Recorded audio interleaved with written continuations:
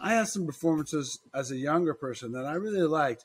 Now, maybe in truth, I mean, I knew Chucky Sullivan and his life experiences, and felt an affinity for Ned Allen and Shakespeare in Love, and really kind of connected with the character in Chasing Amy. There's a number of factors. One, Changing Lanes, you're great in that one. That, where I met Bradley, actually.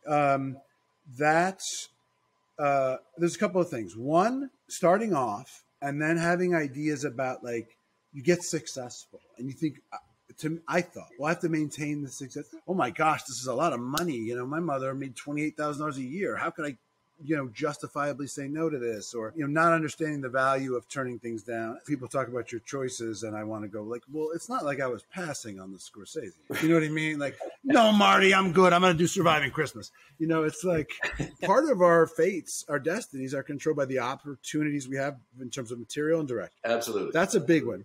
And then also, I felt like I've always felt more comfortable playing characters that weren't the traditional kind of protagonist, that felt like kind of locked in. Just, you do this much better than I do, and it's not a backhanded compliment, because you find a way to make characters interesting and flawed and real, because you can't, as a storyteller, alienate the audience from your protagonist.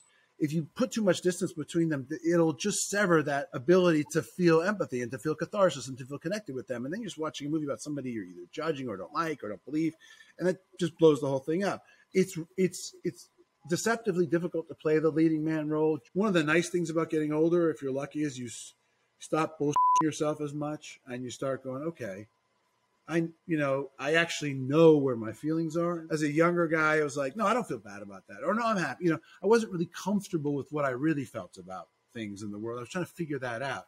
And the more I figured it out, the more accessible that was. I know what painful is, and I know what disillusioned is, and I know what ambivalent is, and I know what nostalgia. And I had a really sort of nadir experience around Justice League for a lot of different reasons. Not blaming anybody or making there's a lot of things that happened, but really what it was I wasn't happy. I didn't like being there. I didn't think it was interesting. It didn't, and then some really awful things happened. But that's when I was like, I'm not going to do Batman. And write, direct, and so in fact, talk to you about it. And you were a principal influence on that decision. I said, I want to do the things that will bring me joy. Like, then we went and did Last Duel, and I had fun every day on this movie. I wasn't a star. I wasn't likable. I was a villain. I wasn't all the things I thought I was supposed to be when I started out, and yet it was a wonderful experience. It was all just stuff that came along that I wasn't chasing. My only thing is that now I live in fear of, like, every time I do another movie, I'm like, do I still feel that? Am I still good? And I'm afraid it's going to, like, go away, because it's elusive.